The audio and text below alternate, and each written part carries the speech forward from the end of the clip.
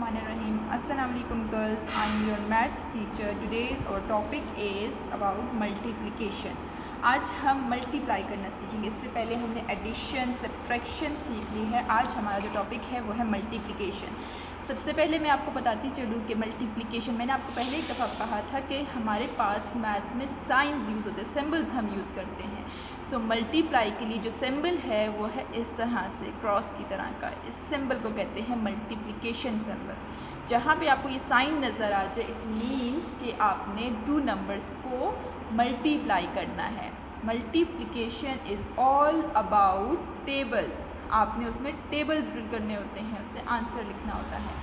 इसके बाद next important point multiplication से रिलेटेड मैं आपको बता दूँ, the answer of multiplication is called product. It means इसका मतलब क्या है कि जब दो नंबर्स को हम मल्टीप्लाई कर लेते हैं उससे जो आंसर उसका आता है उस आंसर को हम कहते हैं प्रोडक्ट।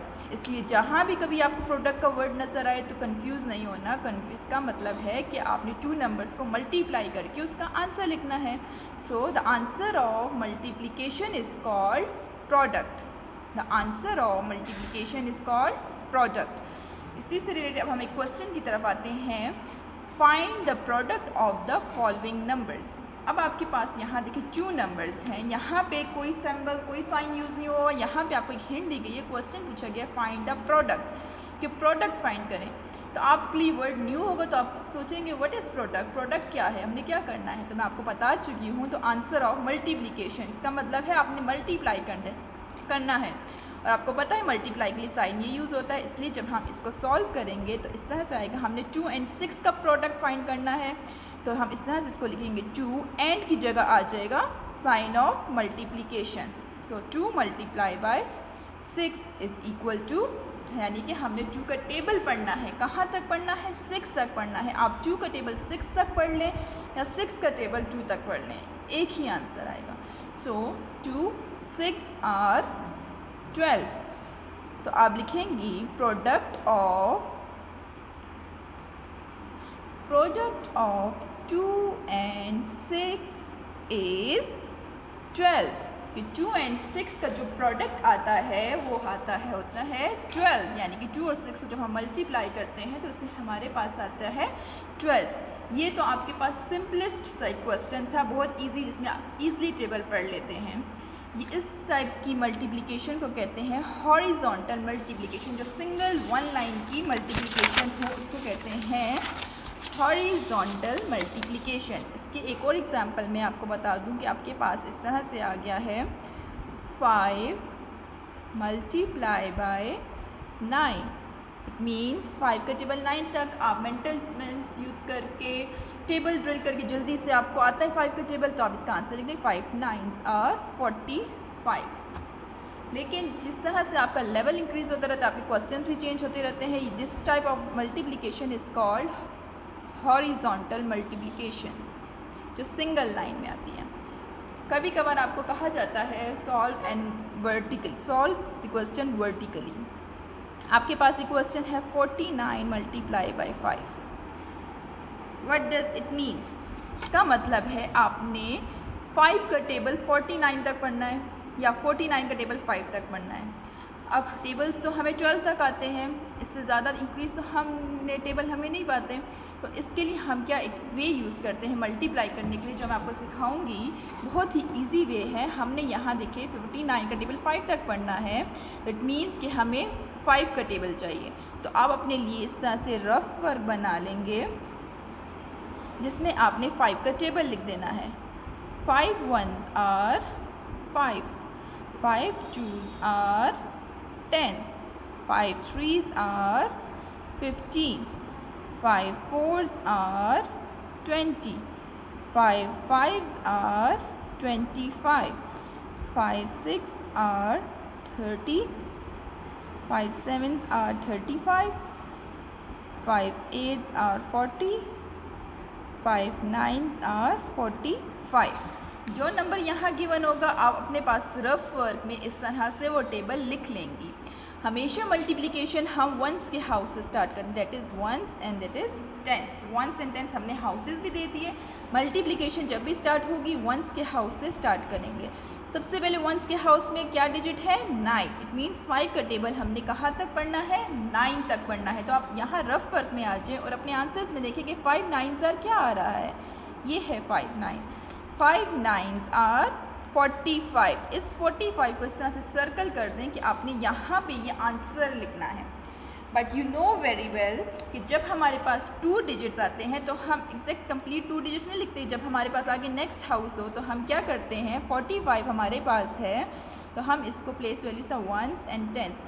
वंस का डिजिट वंस के हाउस के नीचे लिख देंगे और टेंस का डिजिट जो कि 4 है वो आप नेक्स्ट हाउस में टेंस के हाउस में कैरी दे देंगे।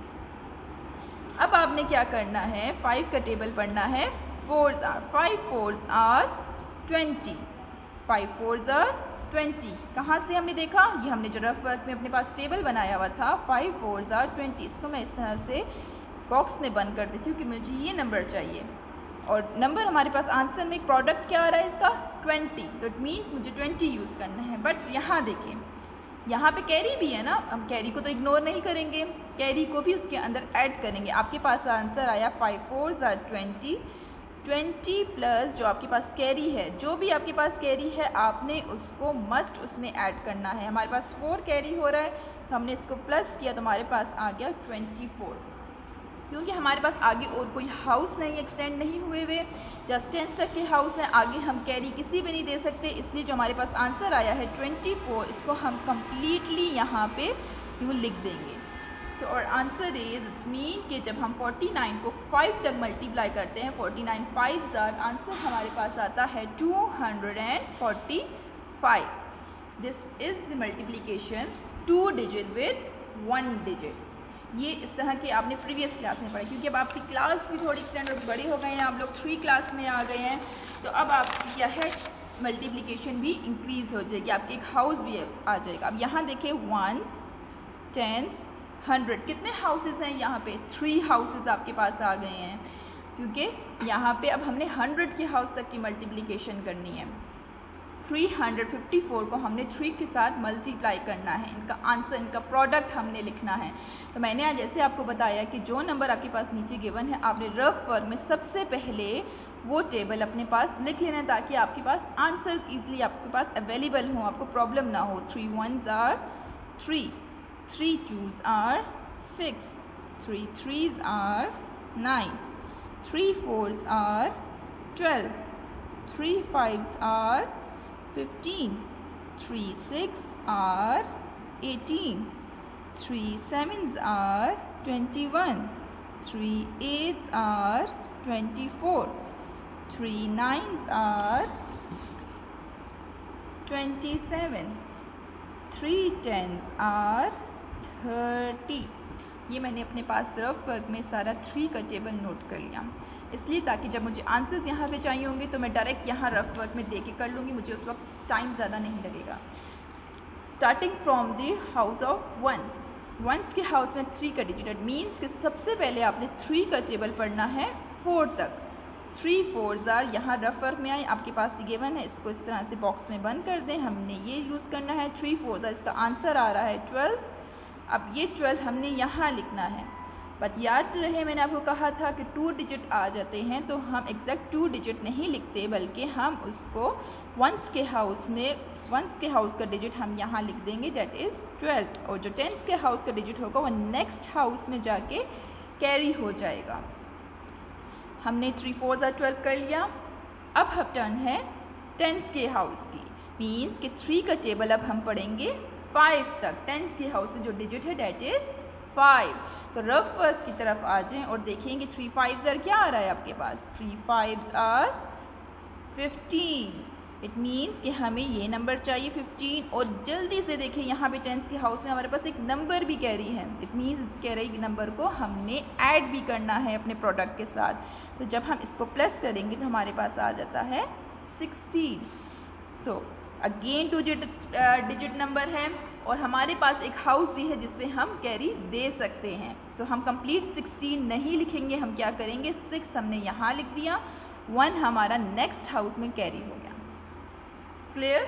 ओके, अब हमने 100 के हाउस की तरफ जाना है, क्योंकि हमारे पास एक हाउस यहाँ पे अब इंक्रीज़ है, 100 भी हमने उनका भी टेबल पढ़ना है। सो 3 का टेबल हम पढ़ेंगे 3 तक।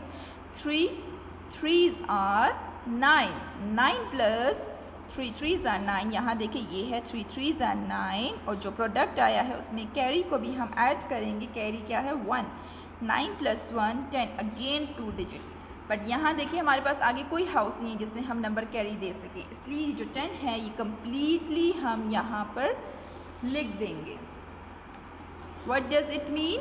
कि 354 को 3 के साथ मल्टीप्लाई करें, यानी कि 3 का टेबल 354 तक पढ़ें या 354 का टेबल 3 तक पढ़ें, तो योर आंसर इज़ 1062।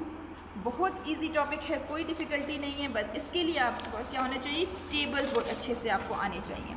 ये 2 क्वेश्चन मेरे पास रेडी हैं। ऐसा करते हैं, इसको थोड़ा सा सॉल्व करने की कोशिश करते हैं। मैंने आपसे कहा था 2 टाइप्स की मल्टीप्लिकेशन है। इस टाइप की मल्टीप्लिकेशन को कहते हैं horizontal multiplication. Horizontal multiplication mean 70 multiply by 5। आपको डायरेक्ट तो आंसर नहीं आएगा, 17 का टेबल नहीं आता, तो इसके लिए भी हम सबसे पहले क्या बनाएंगे? रफ वर्क बनाएंगे। और रफ वर्क के लिए हम क्या करेंगे? इसको सबसे पहले हम लिखेंगे वर्टिकली 17, यानी कि अप एंड डाउन मेथड। जब इस तरह से हम लिखते हैं तो ईज़िली हम इसको मल्टीप्लाई कर सकते हैं। अब देखिए 17 के टेबल हमने पढ़ना है 5 तक। अगेन टेबल ऑफ 5 आ गया, तो अब यहाँ क्या करेंगी? 5 का टेबल अपने पास रफ वर्क में लिख लेंगे। 5 1s are 5, 5 2s are 10, 5 3s are 15। जो टेबल आपके पास नीचे गिवन हो, आपने वो टेबल रफ वर्क में अपने पास नोट कर लेना है, लिख लेना है। इससे ये होगा कि आप सॉल्व करते वक्त कंफ्यूज नहीं होंगे, आपको आंसर्स ऑलरेडी पता होंगे। जब हम डायरेक्ट कर रहे होते हैं ना, तो अक्सर टेबल्स हमसे गलत हो जाते हैं, लेकिन जब आपके पास रफ वर्क में आपने अपना टेबल लिखा हुआ होगा तो आपको तो कोई प्रॉब्लम नहीं होगी सॉल्व करने में। ये देखिए मैंने रफ वर्क में अपना टेबल 9 तक लिख लिया है। अब सबसे पहले मुझे क्या चाहिए? 5 का टेबल 7 तक मुझे इनका प्रोडक्ट चाहिए, इनका आंसर चाहिए। तो मैं आ जाऊँगी 5 7s आर दिस वन। इसको सर्कल करते हैं, जो प्रोडक्ट है डैट इज़ 35। और 2 डिजिट है, आप बहुत अच्छे से आपको पता है कि 2 डिजिट जब आते हैं 1s का डिजिट हम लिख लेते हैं और 10s का डिजिट हम नेक्स्ट हाउस में कैरी दे देते हैं। सो अब हमने टेबल पढ़ना है 5 का 1s आर। तो सबको ईजिली आता है, 5 1s are 5।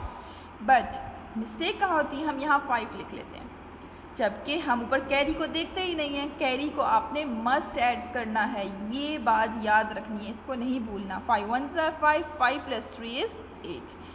So 17 multiplied by 5, the product is 85, that is 2 digit with 1 digit। अब मैं यहाँ अपना ये आंसर डायरेक्ट लिख लूँगी 85। 17 5s are 85। Now come to next question. एक लास्ट क्वेश्चन ये हम कर लेते हैं 3 डिजिट विथ 1 डिजिट का।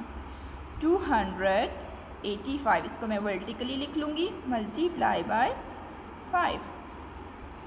अब अगेन 5 का टेबल यहाँ चाहिए हमें।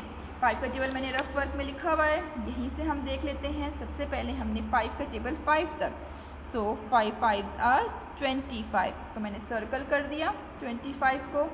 2 डिजिट है, 2 डिजिट में हम क्या करते हैं कि 1s का डिजिट हमने लिखना है, 10s को कैरी दे देना है। 5 2 कैरी हो गया। नाउ 5 का टेबल अब हम पढ़ेंगे 8 तक, सो 5 8s आर 40। 40 में हमने कितना प्लस करना है? 2 प्लस करना है, बिकॉज यहाँ पे 2 कैरी भी है। 40 + 2 is 42। नाउ 2 हमने यहाँ लिख दिया, 4 हमने नेक्स्ट हाउस में कैरी दे दिया। अब अब आए 5 का टेबल 2 तक। 5 2s are 10, 5 2s are 10। 10 + 4, 10 + 4 is 14। आगे कोई हाउस नहीं कैरी देने के लिए, इसलिए हमने यहाँ पे 14 कंप्लीट लिख लिया। So answer is 1425। कोई डिफ़िकल्ट टॉपिक नहीं है, बस आपको क्या करना है, इसके लिए टेबल ड्रिलिंग बहुत ज़रूरी है। टेबल बहुत अच्छे से लर्न होने चाहिए आपको। टेबल्स आ गए तो मल्टीप्लिकेशन आप बहुत ईजिली सॉल्व कर सकती हैं। होपफुली आपको ये लेक्चर समझ आया होगा। मल्टीप्लिकेशन की आप प्रैक्टिस करते जाएँ। Thank you so much.